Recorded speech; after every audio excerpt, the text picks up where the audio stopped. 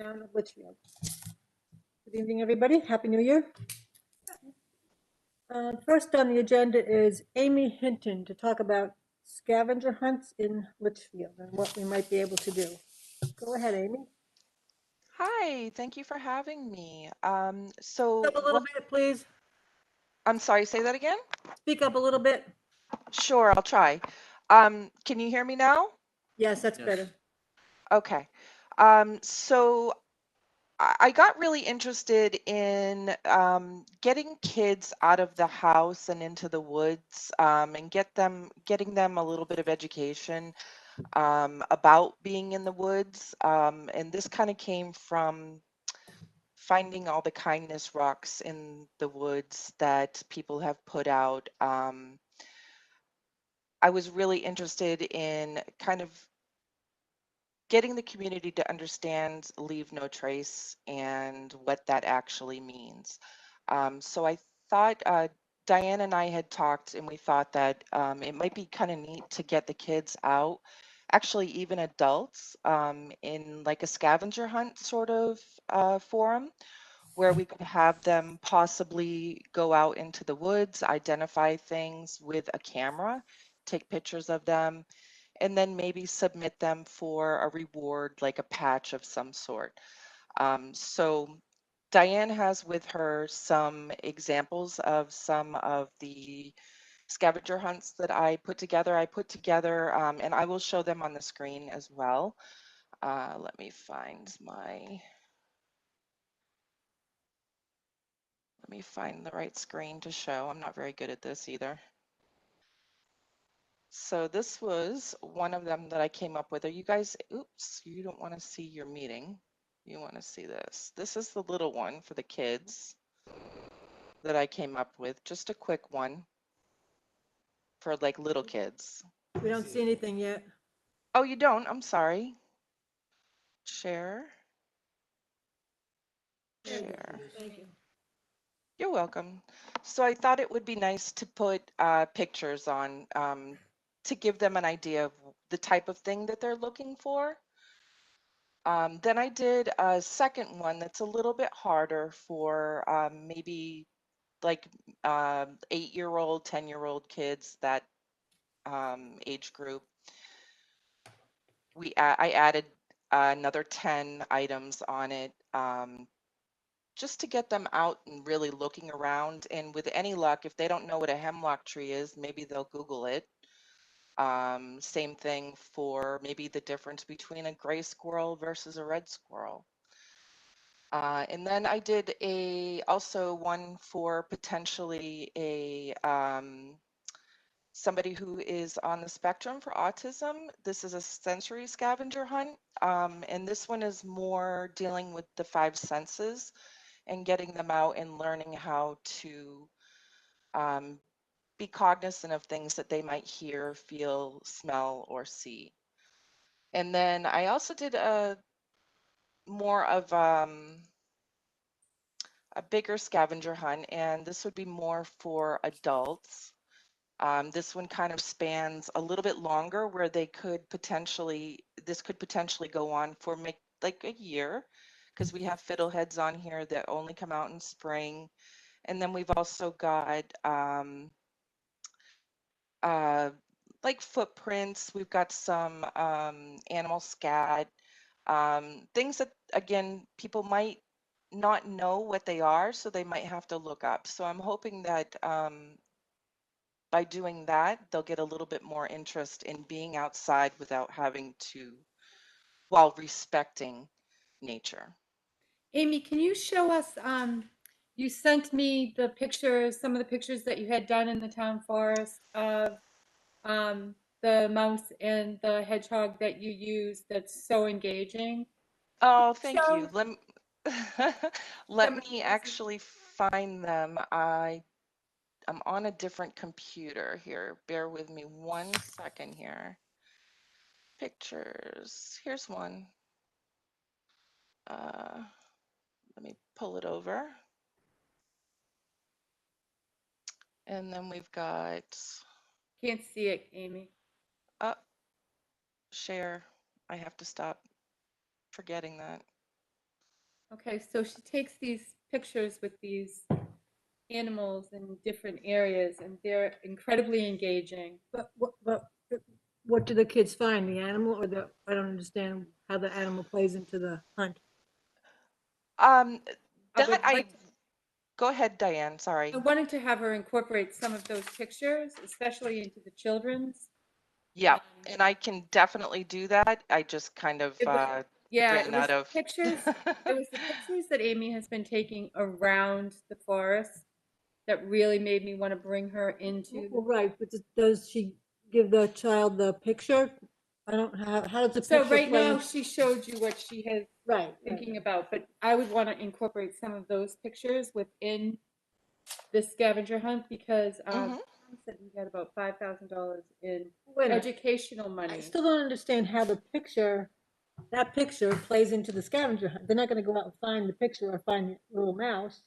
No, but the No, mouse could be used within the material here, or we could post pictures correct. of the mouse, but we really don't want We to don't wanna add do that. anything. No, we don't really want to add anything to the environment. I would have Right. the pictures and incorporate the pictures into a visual scavenger Oh, hunt, okay, saying you're looking Yep. for, so maybe do a picture of the mouse with the hemlock tree, or with Yep. some of those other things, because this Exactly. mouse and these pictures have been really well received by all of the people in town Kind of that like a have seen them. mascot, more like a More of a guy. mascot kind of guy that Kind of would like a be traveling gnome. part of, Yeah, so it's cute, you know, and I just think it would get the kids out there looking for the things that we're talking about on the scavenger hunt. yeah, and just so you're all aware, because it's very important, this is Thomas the mouse and Hope the hedgehog, and we did name Hope. We did give Hope her name because we kind of felt like we all needed a little bit of hope this year. So I have a couple questions. So they would just take your list and they could go anywhere in. Really, they could, yeah. Anywhere.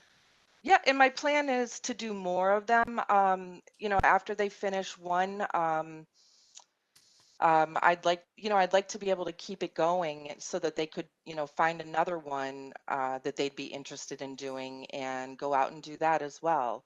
Right. But one of the things that I had thought of too is because everybody kind of needs a reward um, to do things sometimes. So one thing I had thought of doing, and I'm going to pull up um, my document on this here, Matt, but I had come up with kind of a patch that I thought might be neat that they could earn by finding everything and sending in their pictures.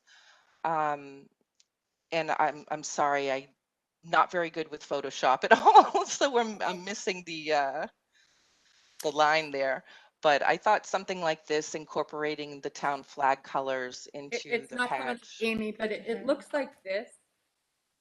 This is what I'm she's so going to be sorry. putting up. Okay. And it's got the colors of the Litchfield flag. Oh. And then, so they could fill out one of these scavenger hunts and the kids could earn badges as well. Right. More interactive than, Yeah. and more pertaining to the town forest than things that they would bring out from. Stop right there. It's not the town forest, it's the state forest. I'm sorry, not even the state forest, the conservation. There Well, we go. we could, with that, we could give them a map of different lands and they could go wherever they wanted.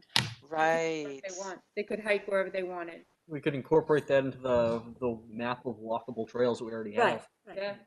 And And we could use Thomas the Mouse in that too for kids. Oh, I love Incorporate that. into the maps that you were talking about doing, Andrew, too. That would be neat. I have a question on the leave no trace aspect. How would you teach or incorporate that into the idea? Because you're not with them, how would you incorporate that, leave no trace? Right. Right. So that was something that I thought would be part of like an introductory paragraph that would print as like the first page of the actual scavenger hunt. Okay. And it would explain that rather than bringing and taking things into the woods, explaining leave no trace and that bring your phone, take a picture, bring your camera, take a picture, rather than, you know, just making sure that we're respecting Mother Nature. Okay. And what would you propose for funding? Would you need funding for this, for material, for printing and things like that? For the patches or Well, for, the patches or for the copies and, right. So I was thinking, I mean, even if it's something, is there a website that they could print directly from? Or there could be some that are printed and left at town hall. Diane, what were you thinking on that? I was kind of thinking the kiosks, so that as people entered the areas that we want them to leave no, Ooh, that- okay, yes. So we would need funding for printing then. all right, well, first we thank you for the presentation, and we have to discuss whether, you know, we're going to go forward with it through the Conservation Commission, see what the rest of the members feel. And we Yep. can get back to you, and I'm sure I can get your contact information from Diane. Yes. Okay. All right, let's discuss this a little bit, because we have a pretty big agenda, so I don't want me to cut you off, but if you have anything else, you can email me or email Diane, forward it to me. Nope. Okay, Thank you for the very rest of- much. I appreciate you having me. Thank you, Have a great night, everyone. thanks. Thanks, Thank you. Amy. So what does everyone feel on that would be, she appears to want to work through the Conservation Commission, right? I approached her that way, yeah, because of everything that was going on. People were so upset about the rocks. I kind of approached her for a different idea of things to get the kids engaged in the forest. Would be in the education line. What do you think? No comment. Okay. Want to do it under recreation, fine, but not under conservation. Yeah, I was thinking the beginning Nothing too, to do with us. recreation. Where would the scavengers hunt be held? Moores Well, Falls it and wouldn't, no, Town you could Fork? go anywhere. She would just give you the list and you could go in your backyard to start with. Go anywhere. But I kind of agree with Tom. It's really more recreation. It would be educational as far as getting them out, but it probably is more. What do you think, Matt and Mike? So, I'm thinking it's a good idea. I like it. I like that we're have another opportunity for people to come out and explore to the different properties and have a good respect for them. Yeah. Other towns are doing similar things right now. I can't remember the name of the Conservation Commission I saw today doing it off the top of my head, but they did this thing where you take a picture of yourself or your family using the properties, and they basically will like do a vote. Well, what's the nicest picture that The Forest you know. Society just did that in their Yeah. 5 hikes. If we were to take it on, we might need to be more specific for our properties. Like you go out and find these things in I think she Morris was Falls. being really, this is like. This is very really broad, preliminary, but if for us to take it on, I think it has to be more specific. I agree. For like, go find stuff at Morris Falls, find Yeah, these things, that's what I check it really off am. the list. There might be Yeah. unique features at each site that they Yeah. can go to.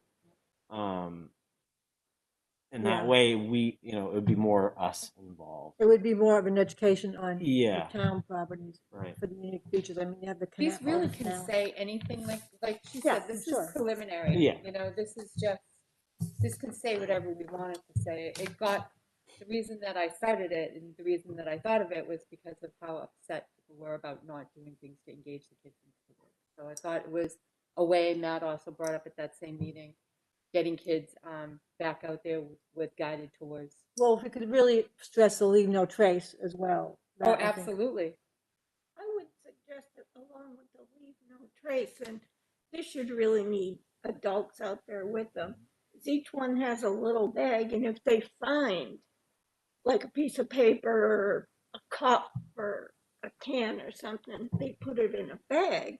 And to show that they're learning what leave no trace means. It doesn't mean, it means you actually, if you see something, you pick it up, like when we do the trash pickup every year. That would be along the same People want thing. their kids picking up. I trash. would not recommend that for Morris Falls.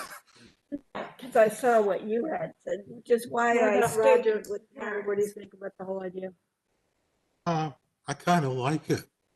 It'll get the kids out. It'll give us more publicity. It'll help us with the problems that we're having now, as far as, RTVs going in and stuff like that. And it'll put on another set of eyes for us too. Well, So anytime you can bring young people in and teach them of the outdoors, In an I'm appropriate all way. in favor of. What I like about it. Roger, you have any thoughts? I agree with Harry. All right, tell her to, if you want to be the contact, have her make up a sample and we want to be more specific. Like if they go to Morse Falls, can they find where the House was. yeah, the foundation was or where the canals were? Exactly. Yep. There's more historical stuff that's out there Well, too. well, just more specific, the Lonely Fort Trail, why was it, they could investigate why was it called the Lonely Fort Trail and what's at the end of the Lonely Fort Trail, things like that. All right, back to her and then let me know what happens. And then, I like her idea of putting it on the website and then they could print out and then, we could advertise. But then if we don't have people visiting the website, then we lose that. I'm not kinda so what sure I about was leaving it at the kiosk because we don't have paper flying all around either. Yeah.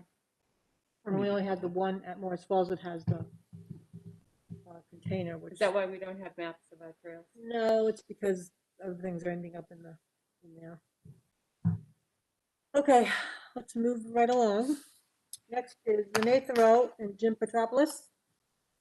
Renee is the owner of tax map 22, lot 11, and Jim is the engineer with Hannah Swanson. Good evening, gentlemen. And Good evening, members of the commission.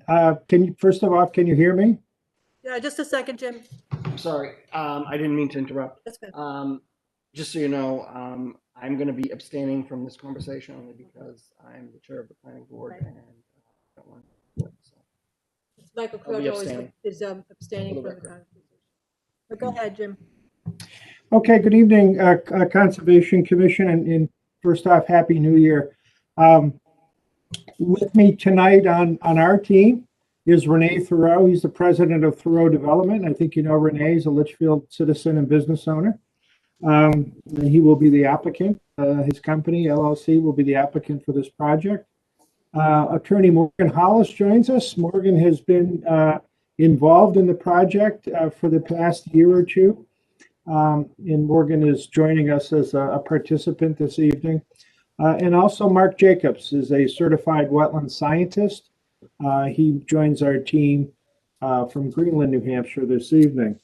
What we're going to try to do, again, recognizing your agenda, Joan, is we're going to present a number of elements about the proposed project, a brief discussion. And at the end, we'll conclude by respectfully asking the commission to set a time and a date for a site walk so we can see on the ground this particular property. I think I've got the screen, and if it's okay, I'm going to start sharing some plans. Can you see that drawing there? Yep, it's good. Okay, great. So let me get started by saying that the commission, I think, has seen this project on a couple of occasions. In 2019, Renee with Attorney Hollis appeared before numerous boards, the Conservation Commission being one of them, and presented a mixed-use development upon a 15-acre site located at 522 Charles Bancroft Highway. And we've prepared this aerial this evening just to kind of give you a sense of the property from a couple thousand feet. You can see it's a fairly rectangular shaped property with frontage on the Charles Bancroft. Our distinct abutter to the north and to the west is none other than the Conservation Commission. We have a church as the abutter to the south. A smattering of small homes and businesses along 122, including Continental Paving's property located across the street. Later in 2019, the project moved through the Zoning Board of Adjustment with a number of special exceptions and variances. One of those was a special exception for buffer work for a stormwater management practice in the development. And I'll talk about that in a little greater detail in a minute. Post approvals, Renee hired our firm to get involved in the project. We prepared a detailed land survey, a boundary topographic survey of the property, which I'm about to show you in a few minutes, as well as obtaining the services of Mark Jacobs. And Mark performed the detailed wetland mapping in accordance with jurisdictional standards here in the state of New Hampshire and in the town of Litchfield. We also prepared a preliminary site plan of the project. It was taking the original concept plan, the vision for this site, and seeing, now that we had the topo survey and the boundary survey and the wetland accurately mapped, how it would work on the property. I'm going to show you that this evening as well. Most recently, in November, we appeared, I believe, at the fire station, seeking Concom input to use underground fuel storage tanks for the project in lieu of the previously approved above ground. That evening, we received a favorable recommendation from the Conservation Commission, and then we subsequently received an approval from the Zoning Board of Adjustment. So the project is really ready to move forward to final design and permitting both locally and at the state level. And really the first stop is back to the commission to review the project, and ultimately we'll be seeking once again your input to the Zoning Board of Adjustment for a special exception for wetland buffer impacts. I mentioned a few moments ago the survey. This is the survey of the this is a survey of the property that we performed. You'll notice again Charles Bancroft Highway. You'll notice the boundary of the property. You'll notice the topography of the site, as well as the wetland mapping. It's a 15.3 acre site. We're in the northern commercial zone. Several overlay districts, a multifamily, a wetland conservation, and an aquifer protection overlay district upon this property. The topography along Charles Bancroft Highway appears flat. I think the front part of the site has been previously graded off and used over the years, but it's fairly flat in the front. But there's actually a fairly moderate, consistent grade that runs in a westerly direction. And you'd probably be surprised if I told you that there's about a 45-foot grade change across that property. But it's so gradual, it measures about a 4% consistent grade. We've performed test pits on the property recently. The front contains very good sandy soils, Windsor-Hinckley soils, no groundwater down to 10 plus feet. But as we work towards the west and towards the Merrimack, which is about 500 feet away, we encounter some fine loamy sand layers down in our test pits, and we're actually seeing groundwater in the 7 to 8 foot range as we get down into the lower reaches of the site. As I mentioned, Mark Jacobs did flag the jurisdictional wetlands. I will give you a general sense of what Mark found, and if you have any detailed questions, you can certainly ask Mark about them. He will likely participate in the site walk, so you'll get a real good sense from a very, very knowledgeable certified wetland scientist as to what he saw and why he flagged it.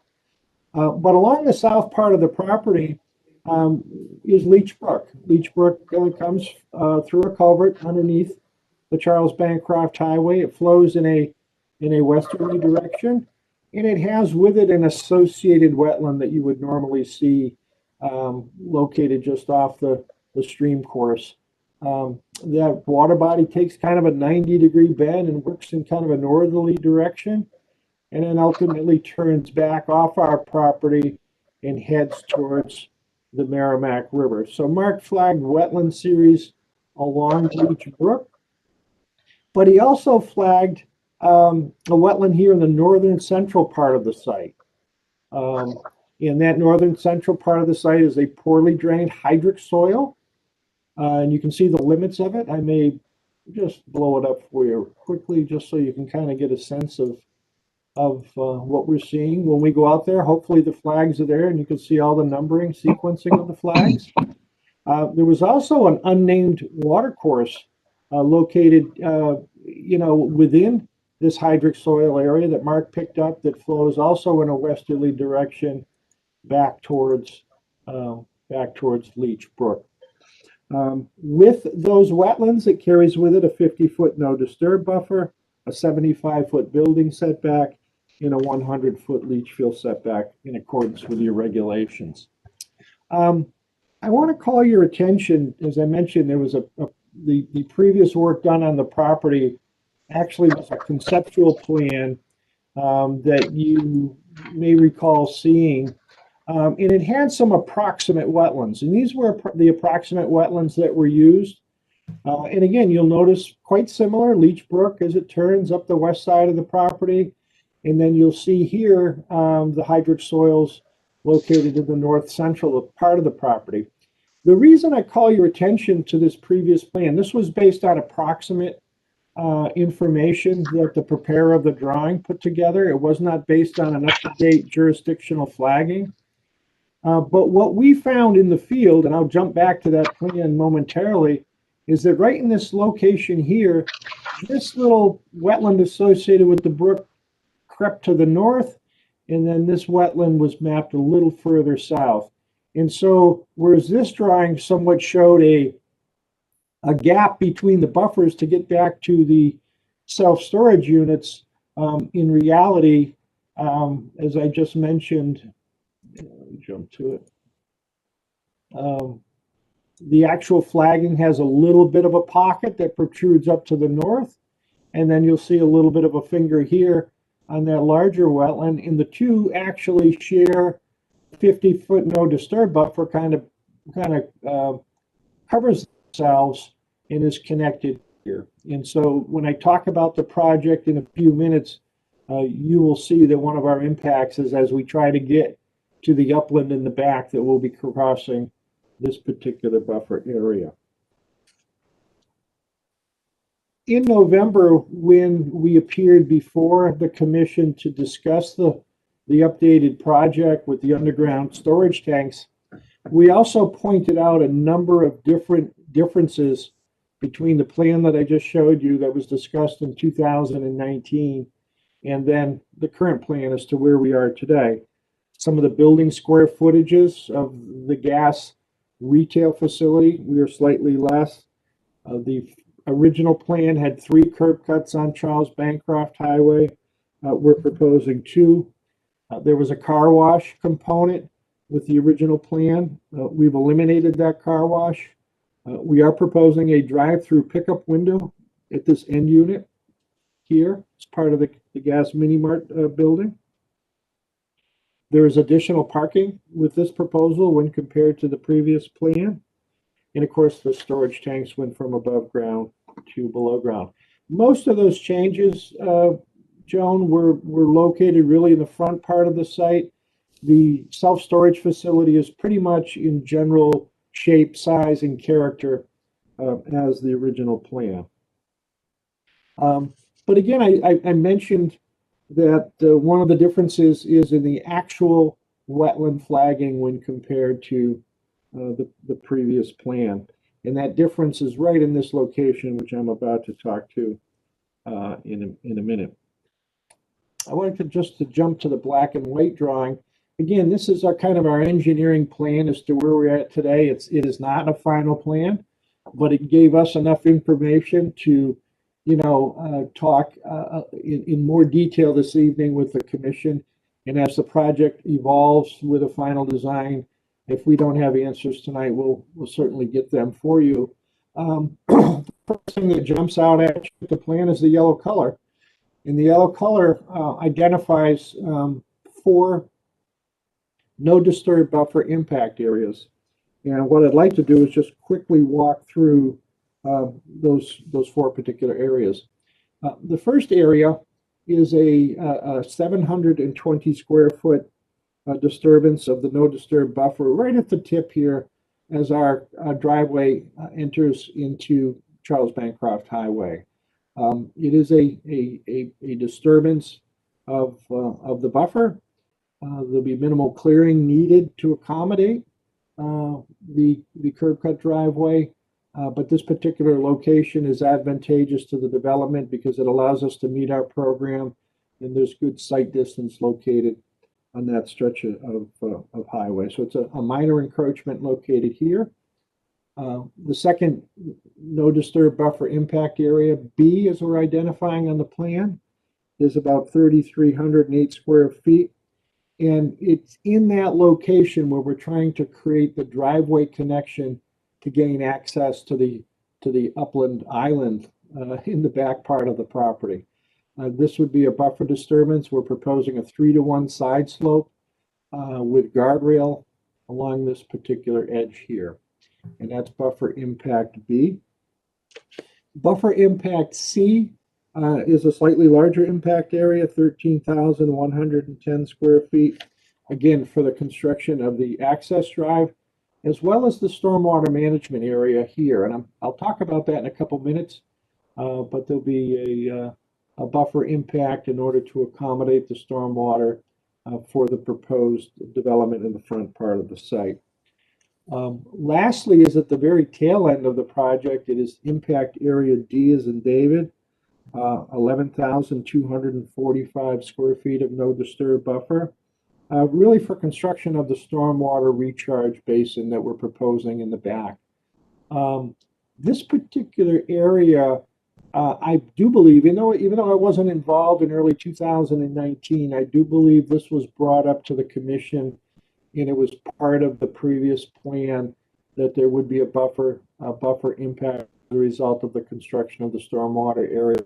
That concept plan did not have the benefit of doing grading or any stormwater design, and this is what we're expecting for an impact here.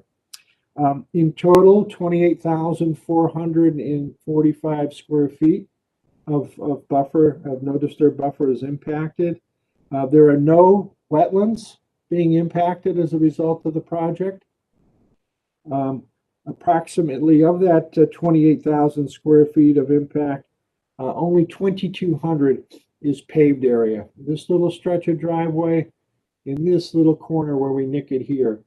So that all the other buffer areas are areas that will be, once constructed, will be loamed and seeded with a conservation mix and really let to naturalize over time as being a buffer. So 92% of our proposed buffer improvements are to return back into a naturalized environment. Open space for the project, in case you're wondering, is 75%. There's about 25% of impervious cover associated with the project. I'm getting near the end here, but there are two other quick items I'd just like to discuss. The first is stormwater.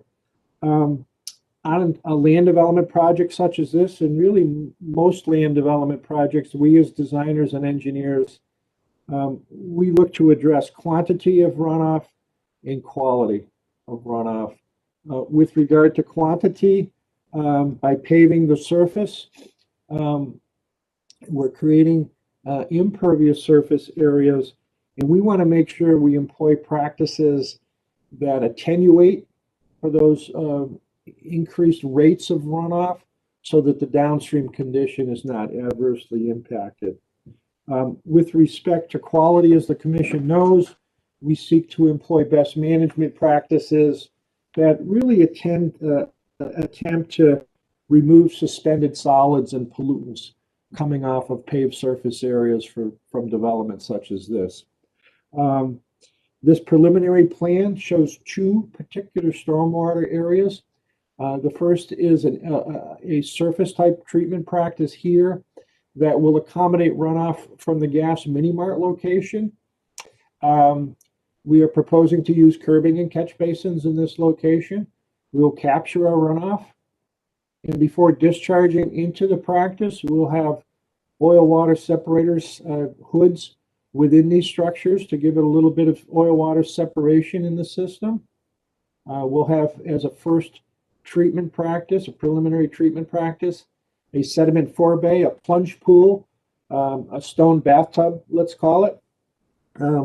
They tend to reduce initial velocities entering into a system and really provide that first train of treatment of allowing large diameter particulate to settle out. The stormwater practice itself, we think in this location, we're going to end up with a constructed wetland practice. We'll be essentially building a wetland. We think we'll have enough wet environment here to support vegetation in and around this basin. And of course, we'll control the outlet here with an outlet control structure that seeks to give that stormwater residence and allow itself some time in there to filter out the suspended solids. From that location, actually, we're proposing, rather than discharge it into the wetland, we're actually proposing it to carry it further, incorporate it into the stormwater practice for the self-storage facility. The self-storage facility is a much less intense use than I think what's being proposed out front. We don't think we'll see the type of vehicular traffic and certainly no big, large parking areas. And so we see kind of a less of a pollutant load in this part of the site than maybe what you would consider in the front part of the site. So by connecting into this system of closed curbing and piping, we're also going to propose a second practice here down in this location with a forebay and an extended detention with an outlet control structure. And then we like to outlet our practices in a controlled manner with a head wall down low near a water course. We don't like them up high on the bank because they'll just create erosion over time. So this is certainly an area we hope to get down and take a peek at when we walk the site. So in general, I've tried to paint the picture for stormwater where it is about quantity and quality. And we think these two practice areas will attenuate the runoff from about 4 acres of new pavement. Erosion control, we have yet to design our erosion control practices, but I will tell you that both the state permitting and the town permitting will want to see that.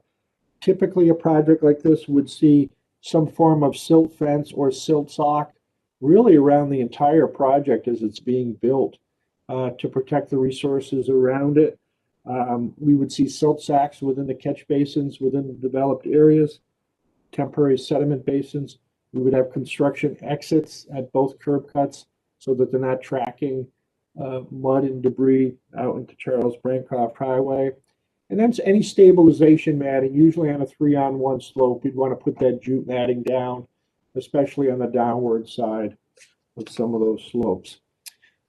So that kind of concludes the presentation. What I hope to accomplish was to introduce you to the project, give you a sense of what we were thinking for stormwater and erosion control, identify these impact areas. We have tried to avoid and minimize as best we can. We do not have any wetland impacts, which I think, is always a good thing. The buffer impacts, one of the reasons you're probably a little surprised by this in here, as I mentioned, is that the actual wetlands do kind of creep up in a small pocket here and here versus the original plan. And that's why that it was not identified then. And so with that, I think what I'll do is I'll try to jump back to the overall screen. How would I do that? John, how do I get back to all the participants? Just stop your sharing. Stop. Okay. We can jump back to drawings if I need to. Yep. Oh, there we are. So thank you, and happy to answer any questions you might have. Okay, Jim, first of all, on the stormwater, you get down to the westerly outlet, is that outletting to the brook? Yes, right now it is. But I did notice a swale that already exists down in that location. And I'm thinking when we take a site walk, we might want to take a peek at that area. We might want to outlet into that small swale that is just off nearby the brook. So yes. Okay.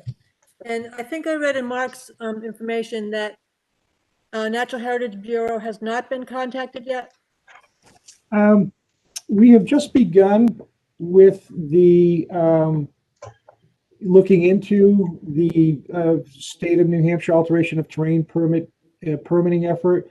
I think, Joan, we have filed for it, but I don't think I've seen the results yet. So the NHB would be part of that alteration of terrain? Sure. Yes, and we'd be happy to share the results with you. Sure.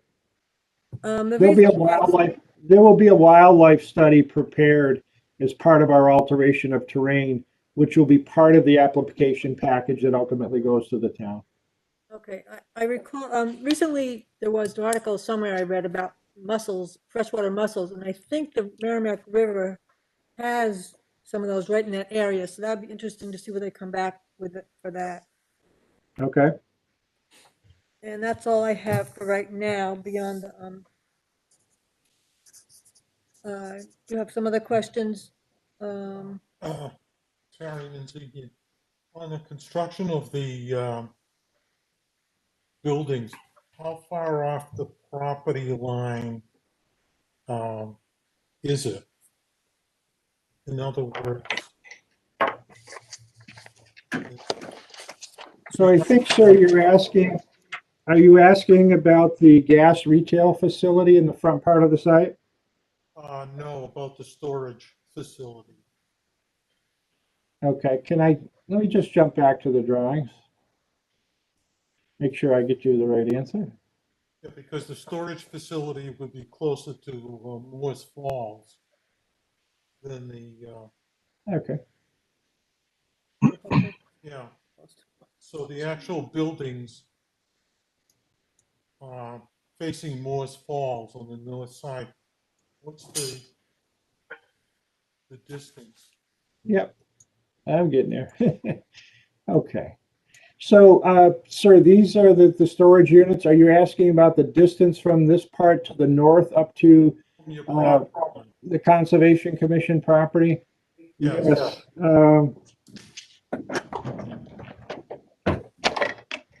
Let me just measure that real super quick for you.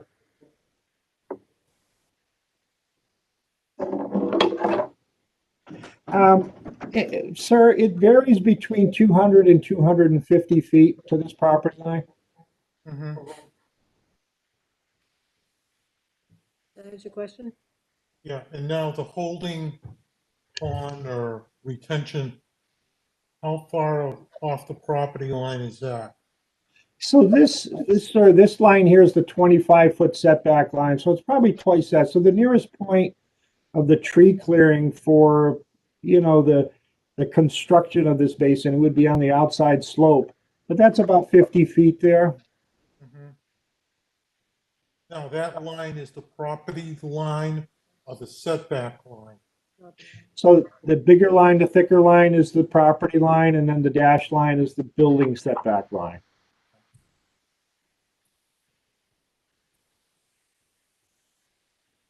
No, that's all I have. So Jim, on the curbing coming from the upper part down further, would it be Cape Cod berm or granite curbing? Not sure yet. We certainly think at the entrances to the Bancroft, the heavily traveled area are likely going to be granite curbing. Okay. And one other thing, on the storage units, there would be no like vehicles stored there to leak oil or anything, or boats or anything like that on the outside of the storage units? Is that correct? It's a good question, Joan. Let me consult with Renee and I'll get that answer to you for the site walk. We don't think so, or else I would have, established kind of an outdoor parking area for that. But let me just confirm that. Most of our energy, as you know, has been focused on the front part of the site, but let me get you an answer on that one. Okay. And I guess that brings us to a sidewalk. I think this. I had one question. Oh, sorry, Andrew. Go ahead. You talked about a wildlife survey has vernal pools. Is that going to be a part of it, or is that part of the wetland? Yeah, no, vernal pools, sir, thank you, good question. Vernal pools were looked at as part of the flagging effort. There were no vernal pools on the property at the time of the wetland survey, which was also in, I think, early 2020. So that'll be identified in the wildlife study, but I believe in the packet of information, Mark, correct me if I'm wrong, no vernal pools found on site? Oh, you're muted, Mark. Unmute. Just trying to play nice there with the muting. Good evening, everyone. Mark Jacobs, wetland scientist and soil scientist of record for the project. Yeah, the wetland survey was actually done in late 2019, I think, and I did not observe any areas that I thought were potential vernal pools, nor did I see any actual vernal pool habitat out there. Thank you. Was that done during drought time, or were we in drought when he was looking out there at the, and would that have impacted what you saw? Yeah, my site investigations were before this most recent drought situation that we had this year. Let's see. Yeah, I was actually out there in May and September of 2019. But there's evidence, you can have evidence even in a drought, professional will be able to find. Right. I would have, any area that I suspected to be a vernal pool, I would look for what they call dry pool indicators or secondary indicators. And if you observe secondary indicators, then you would normally sort of put up a red flag and try to come back at a better time when you might observe primary indicators species. Anybody else have questions? So we might be able to do a site walk this Saturday if Jim has time to get some staking out there. I think I can, Joan, yes, that would be nice. What I would try to do is identify some, not all points, but some strategic points to let us know where we are. I understand from the recent test pitting effort that the front part of the site is fairly easily accessed. It can get a little thorny down in the extreme back end of the property. I'm going to ask my team if they could blaze a couple trails for us, but I believe I could be ready, yes. Okay. How does that sit with everybody for Saturday for a site walk? The 9th? Well, Is that the 9th? the 9th. I'll pick the time early, probably is good. 9 o'clock? 10 o'clock? 10 o'clock. 9, 10. 9, yeah, 9's good. 9. Roger, can you make it Saturday? That would be good. 10? Okay. How's 10, Jim, Saturday? That would be great. Thank you so much. Thank you. 10 o'clock. Okay. I'll post that, so it's a public meeting, and we'll be there. Meet you at the front of the site, 10 o'clock. Yeah, plenty of room to park. Thank you very much, Thank you. Thank you. and have a wonderful evening. Thanks, same to you. Happy New Year. Happy New Year to you. Good night. Night, Morgan. Okay, where are we here? Let's see.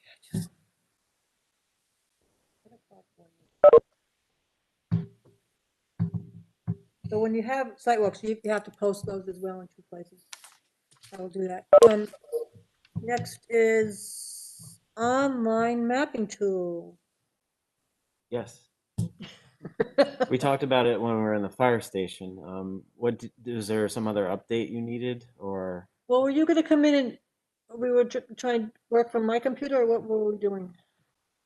Yeah, I came in last. We have to pay the source people, don't we? So there is a couple ways that we can sign up, and I sent you a couple links, I think, at the time after the meeting. I can resend them. Okay, resend them. But we can definitely sit down and do that together. You can investigate it and see if you want to try it yourself. It's just filling out a form and submitting a request, basically, and to see if we would qualify for it for free or not. Okay, So there's that possibility. okay. Then if we do have to pay, we have money in education fund. Right. That we Yeah. could use. If we do have to pay, it would be 100. Yep. Then- I'm more then- available now since after the holidays. Yeah, okay. So I can definitely try to come in if you let me know if you're in 1 week or 1 day this week Well, or next week. let me know when do you work from home? I work from home. I'm Okay. 5 minutes away. So Okay. yeah. All right. Give me a call. Okay. Okay, Morse Falls, where are we, in Morse Falls? I laminated some more signs for Matt, and Michael's back on the board, right? I am. Matt did find once the flooding went down, Matt did find some more hypodermic needles, more than one, or? It was one for now. I found 2 caps. I was not able to search that long because by the time I located it, it was night was falling rather quickly, and so I put a flashlight on the brim of my hat and I was walking the shoreline trying to see as much as I could. But by that point, it was getting pretty. It was too dark to really pick up anything, and then the snow came. Did you have a chance to put any cameras out? Not yet, no. We did have an issue with, I had a call from a resident that walks down, well, actually, he's not a resident, he's from Manchester, walks down there. Told me about ATV problem, so I went down, and I think it's bigger than an ATV. I did talk to the police department, and they were gonna make some patrols, hopefully.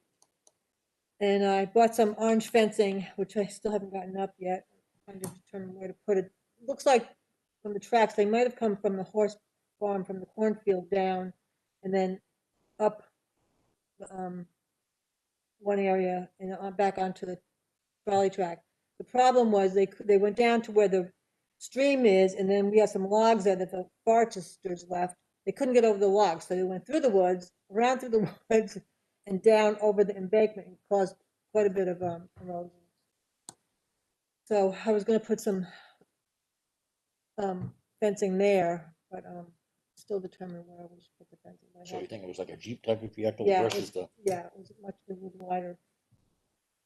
And then we did run into some small motorbikes, and he thought because it was a multi-use trail, which I think that was just his line, because it says multi-use, meaning there's hunting and pedestrians there. It doesn't mean there's 2 signs at the entrances that say no vehicles, no motorized vehicles. And Matt did just get some more from Fish and Game, so we'll be putting more of those up too. I don't want to overdo it with signs down there, but just so that we can, put them on the trail and so they'll see them. Maybe one by that, where it says that multi-use sign, put one above that. And there was something else with Morse Falls. What else do we have in Morse Falls? I filled up the doggy bags. I filled those up the other day. I'm trying to think. I kind of put some bottlenecks up on the trail. Oh, that's so to right, yeah. speak. I took advantage of some rather large fallen trees and That kind was of a good took the idea. logs and kind of went along the rail trail and on Like some other. in a V, so that you still could easily walk through it, Yeah.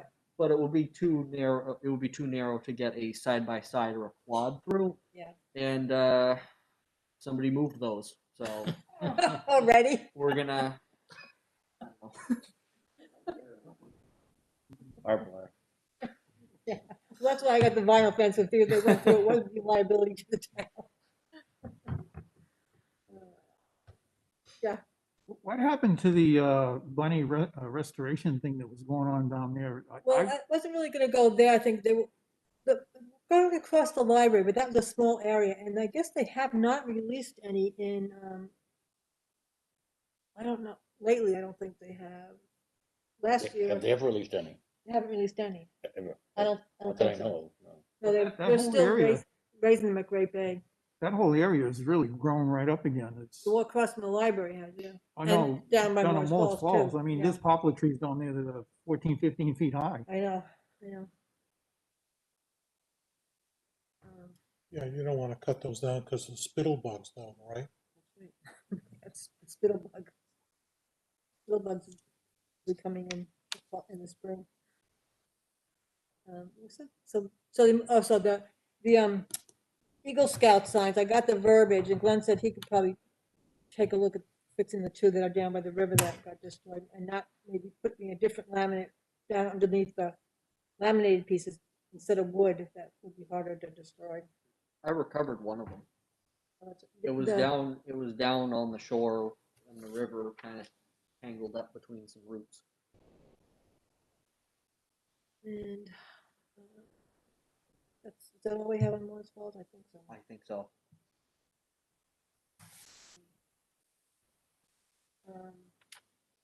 Oh, I did talk to the road agent. He was going to try and plow it out when, he did do a little bit of plowing. Then it got all iced up with that rain the other day. Yeah.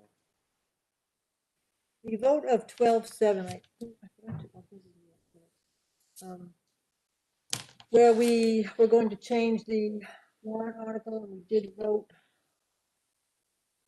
But then after consideration, said, well, so it's not a good idea. So you need a motion? We were gonna reverse the commission use of land acquisition wording, so yeah, we need a motion to withdraw that. Motion. Madam Chairman, I move that I'll we second it. retract. Let me make the motion first. Madam Chairman, I move that we retract the vote of 12-7-21. Okay. And I'll second Harry it. seconds it. That was, is there any discussion on it? Everybody understands what that was? All those in favor of retracting the 12-7 motion? Aye. December Aye. 7th? 1, 2, 3, 4. You're an alternate. 1, 2, 3, 4, 5. Yeah, I didn't vote. 6. Uh-oh. Okay, that's good. Now the minutes, I can change it because I could download them into my Google Docs. That's what you've been doing, or I would have done it myself, but that's how you've been doing it. And I asked a couple times, but I didn't really understand your answer. That's why I don't like texting. I got a phone.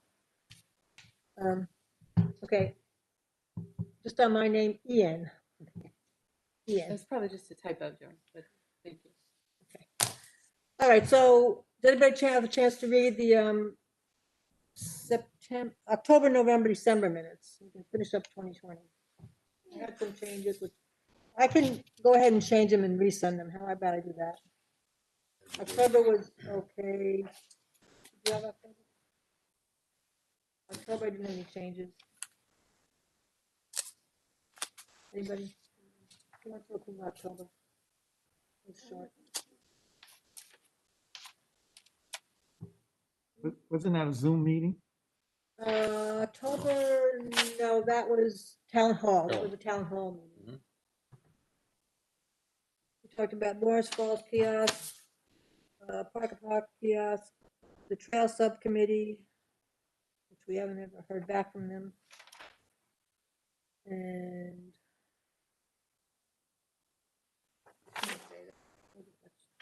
new trail across from Black Road. Anybody want to approve? I'll make a motion to approve October. I'll second. Any discussion on October? All those in favor of approving October 1st, 2020 minutes, say aye. Aye. Aye. Today's 1. Okay. And November and December, I'll resend.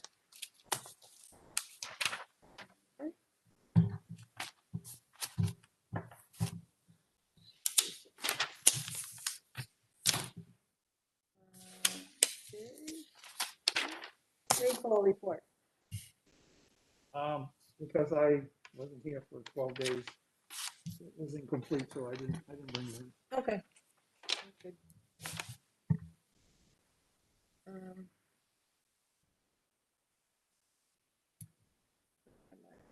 Any business? Okay, any other business? We do have state forest business, or we want to talk about the state forest? Yes, sure. So I believe today, I'm not sure what day it happened, but the state forest manager closed down some unauthorized trails in the Litchfield State Forest.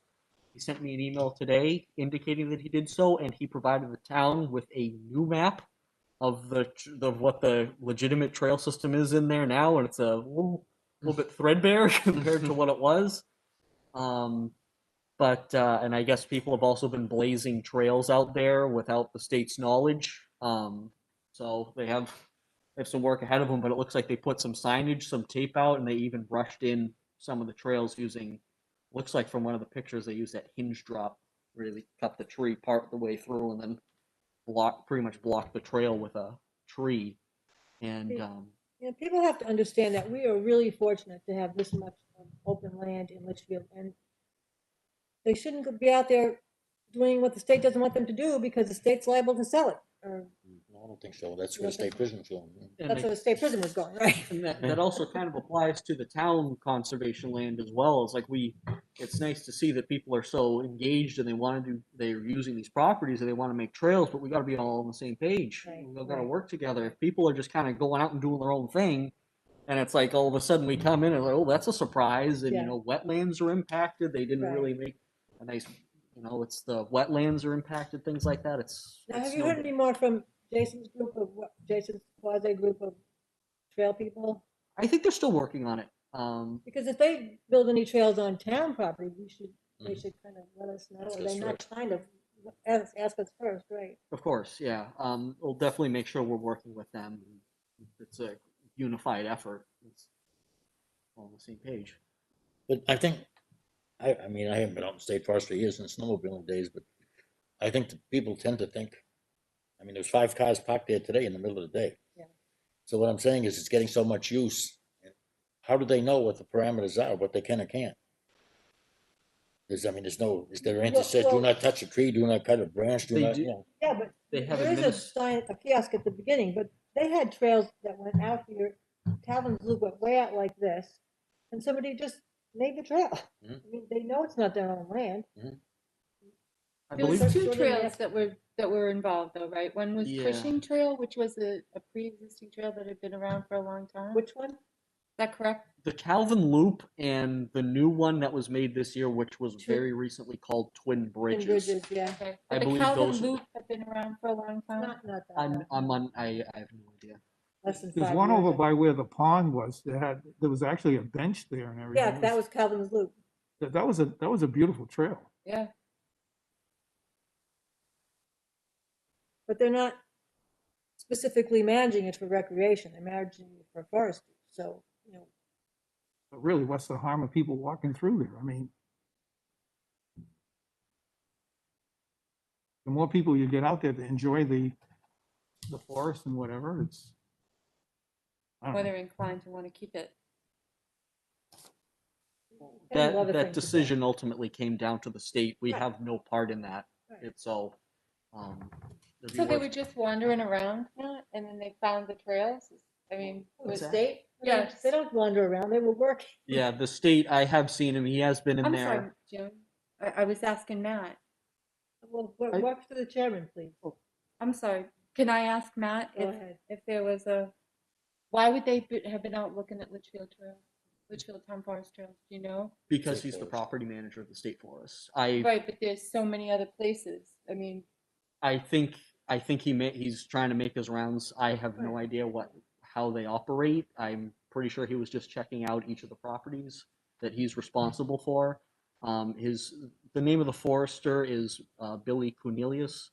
I'd recommend if anybody has any concerns about that decision that they reach out to the New Hampshire Division of Forests and Lands and they can speak with him as well. the other one was one that was done just like real recently. though. Yeah. When I had talked with him just before deer season, I asked him how come they were out there so often. He said that there was some illegal deer baiting stations out there that they were Okay. watching. No, that makes sense. Yeah, I Yeah, heard- it I just had didn't make sense, like all of seen a that sudden. too. You need to visit Hmm? them. Pretty sure they have to visit them every year, check Yeah, Yeah. yeah. property management. So Well, they have it's to visit. pretty- It could have been just there. Well, at one time, they used, But the other one's been They're doing. all of a sudden. Right. It's just really weird. well, one time with the permit, they used to allow you to go into state property like that particular piece of land, take down any dead trees and take it home for firewood. I mean, the forester who's in charge of that would give you a permit to take X number, you know. And I don't know if that's still something that's viable with the state of New Hampshire, not that that's really that big a deal, but I know that was Probably one of their functions. down here, because it'd be so populous, but I know you can get a permit to get a Christmas tree up in the White Mountain. You can Right. get a permit. What was the name of that New Hampshire forest? The guy, I have the whole contact, he's Okay. on his email. I tried to, want me to send it to you? Yeah, I Yeah. sent that'd that be email to fine. everybody. You had sent that on the email that you sent to everybody? I forwarded it to Yeah, everyone here. he forwarded this map and that's on that email. Okay, great. Okay, anything else on the state forest? Oh, also one more thing. So I think we were still planning on doing signage. I gotta send signage over to you to indicate where the state forest ends. Because we do manage properties that are adjacent to the state forest and include trails there. So the state will put boundaries, will put markers indicating when you're going into the state forest, but there's nothing to say where you're leaving or what property Okay, you're going yeah, I've seen their into. boundary And markers. I heard that there was some confusion because when I was rerouting some of those trails on the large white lot that had that erosion, people were contacting the state and said, "Hey, we got some trail work going on," and they're like, "What?" So, but that was our deal, and that was our property to manage. So I think it would be better if we kind of mark off what's ours out there Yeah. to avoid the confusion. What would you put out? What would, just A like lot signs, like this, sign like just that saying- size? Town of Litchfield Conservation Land. Okay. Alrighty, sounds good. Anybody else have anything else? Any other business? That's one quick thing under non-public. Anybody else? No? Okay, so we'll have a roll call vote to go into non-public session, please. Somebody make a motion to go into non-public? So move. I'll second it. Tom and Joan. Aye to go into non-public. Aye. Harry? Yes. Matt? Aye. Okay, and so we will go into non-public at 8:06.